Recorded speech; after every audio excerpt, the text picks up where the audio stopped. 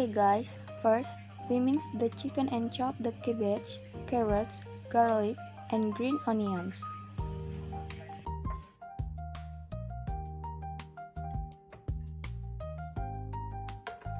Then put all the pieces together in a bowl.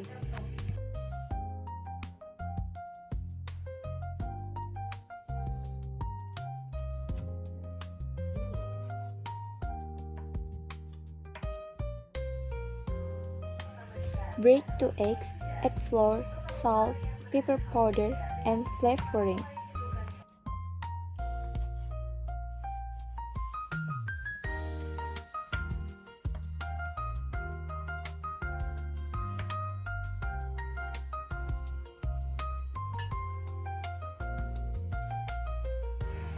Add a little water and stir until evenly distributed. Then heat the oil and cook until cooked.